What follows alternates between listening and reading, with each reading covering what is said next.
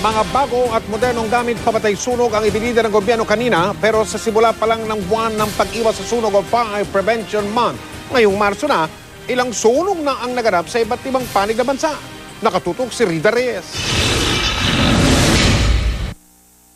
Sa La Union, 3 magkakapatid ang namatay matapos masunog ang bahay nila sa Barangay Polipol, San Gabriel kahapon. Natrap sila sa loob ng bahay habang isa pa nilang kapatid ang ligtas na nakalabas. Sa investigasyon, posibleng ang naiwang gasera ang pinagsimula ng apoy. Sa mismong unang araw ng Fire Prevention Month, 2 bahay ang natupok ng sunog sa Davao City. Kwento ng may-ari, may narinig silang pumutok bago nagliyab ang apoy sa may dingding ng bahay. Sa Quezon City naman, umabot sa 3rd alarm ang sunog na tumupok sa may 15 bahay sa Barangay Rojas noong Sabado.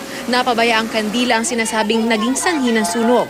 Sa tala ng BFP, mahigit 12,000 fire-related incidents ang naitala noong nakaraang taon. Mas mataas kaysa sa halos 9,000 lang noong 2012.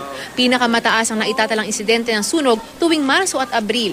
Kaya para ipakita ang kanilang kahandaan ngayong Fire Prevention Month, ipinarada ng BFP at DILG ang 76 na bago at modernong fire truck. Mga special na fire trucks ito dahil napakalakas ng bomba nito, no? So especially for cities ay nararating nito hanggang 8th to 10th floor. We will be buying another 200 fire trucks.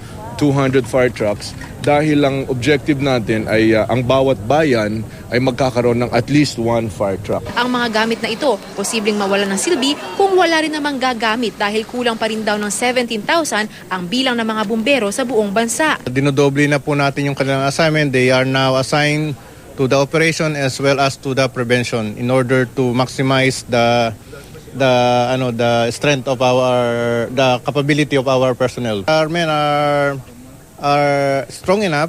All we need are the skills that will upgrade our capability. Nakahanda na rin ang mga regional offices ng BFP sa iba't ibang bahagi ng bansa at nagsagawa ng parada bilang pagdiriwang sa Fire Prevention Month. Rida Reyes, Nakatutok, 24 Oras.